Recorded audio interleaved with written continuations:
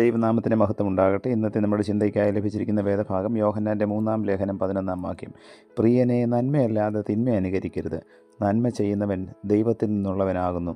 തിന്മ ചെയ്യുന്നവൻ ദൈവത്തെ കണ്ടിട്ടില്ല. ആ വീട്ടിൽ അമ്മയും മകൻ ജീവനും മാത്രമേ ഉണ്ടായിരുന്നുള്ളൂ. ഒരു ദിവസം അമ്മയുടെ ബാഗിലുണ്ടായിരുന്ന കുറച്ച് പണം കാണാതെ പോയി. അമ്മ മകനോട് ചോദിച്ചു, മോനെ, നീ അമ്മയുടെ ബാഗിലെ പണം എടുത്തോ? അവൻ പറഞ്ഞു, ഇല്ലല്ലോ അമ്മേ. മറ്റൊരു ദിവസം അവൻ പണമെടുക്കുന്നത് അമ്മ കണ്ടു അവനെ ചോദ്യം ചെയ്തു. അവൻ പറഞ്ഞു, സ്കൂളിൽ ഒരു സ്പെഷ്യൽ ഫീസ് കൊടുക്കണമായിരുന്നു. അമ്മ ചോദിച്ചു, നീ എന്തുകൊണ്ടാണ് അത് എന്നോട് പറയാഞ്ഞത്? അവനൊന്നും ഉത്തരം പറഞ്ഞില്ല. ജീവൻ സ്കൂളിൽ പോയ ശേഷം അമ്മ ടീച്ചറെ വിളിച്ച് ചോദിച്ചു. അപ്പോൾ അങ്ങനെ ഒരു ഫീസും ഉണ്ടായിരുന്നില്ല എന്ന് ടീച്ചർ പറഞ്ഞു.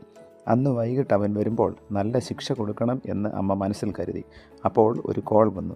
ആ കോൾ വിളിച്ചയാൾ ചോദിച്ചു, ജീവൻ്റെ വീടല്ലേ? അമ്മ പറഞ്ഞു, അതെ. ആരാണ് നിങ്ങൾ?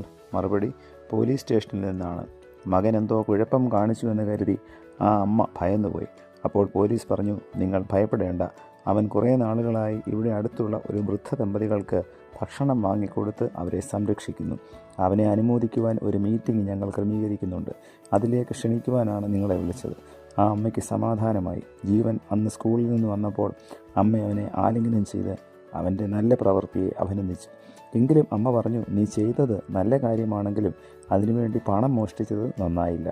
നന്മ ചെയ്യുന്നത് വളരെ ശ്രേഷ്ഠമാണെങ്കിലും അതിനായി സ്വീകരിക്കുന്ന മാർഗങ്ങൾ മോശമെങ്കിൽ ആ നന്മയുടെ മഹത്വം നഷ്ടമായി പോകും. ജീവൻ ചെയ്തത് ഒരു നല്ല പ്രവൃത്തി തന്നെ. ദരിദ്രരായ വൃദ്ധർക്ക് ഭക്ഷണം നൽകണമെന്നുള്ള ശ്രേഷ്ഠമായ ഒരു ചിന്ത അവൻ്റെ മനസ്സിൽ ഉണ്ടായി. അത് അതിമഹത്തായ ഒരു കാര്യം തന്നെയാണ്. കുട്ടികളുടെ ഹൃദയത്തിൽ അങ്ങനെ ഒരു ചിന്തയുണ്ടാവുന്നത് ദൈവികമാണ്. എന്നാൽ അതിനായി ജീവൻ സ്വീകരിച്ച മാർഗം പിശകിപ്പോയി. ആ മാർഗത്തിൽ തുടർന്ന് നന്മ ചെയ്യുവാൻ ശ്രമിച്ചാൽ മോഷണം ജീവിതത്തിൻ്റെ ഭാഗമായി പരിണമിക്കും. അത് വലിയ പ്രതിസന്ധിയിലേക്ക് നയിക്കും. നന്മ യഥാർത്ഥ നന്മയാകുന്നത് ശരിയായ മാർഗത്തിലൂടെ നന്മ ചെയ്യുമ്പോഴാണ്. കായംകുളം കൊച്ചുണ്ണിയും മറ്റും ധനികരുടെ വീടുകളിൽ മോഷണം നടത്തിയും അവരെ കബളിപ്പിച്ചും മറ്റും സാധുക്കൾക്ക് ഉപകാരങ്ങൾ ചെയ്തിട്ടുള്ളതായി നാം കേട്ടിട്ടുണ്ട്. നന്മ ചെയ്യുന്നത് എന്തുകൊണ്ട് നന്മയുടെ മാർഗത്തിൽ തന്നെയായിക്കൂടാ? അതിന് പണം ലഭിക്കുവാൻ പ്രയാസമാണെന്ന് തോന്നിയേക്കാം. എന്നാൽ ശരിയായ മാർഗത്തിൽ പ്രവർത്തിക്കുമ്പോഴും അതിന് പണം ലഭിക്കുക തന്നെ ചെയ്യും. തെറ്റായ മാർഗങ്ങൾ സ്വീകരിക്കുന്നവർ എപ്പോഴും കുറ്റവാളികളായിരിക്കും. ലക്ഷ്യം പോലെ മാർഗവും ഉത്തമമായിരിക്കേണ്ടത് അനിവാര്യമാണ്. ശരിയായ മാർഗത്തിൽ നന്മ ചെയ്യുവാൻ നമുക്കും നമ്മെ തന്നെ ദൈവകരങ്ങളിൽ സമർപ്പിക്കാം. പ്രാർത്ഥിക്കാം. പ്രിയ കർത്താവേ, കേൾപ്പിച്ച വചനത്തിനായി സ്തോത്രം.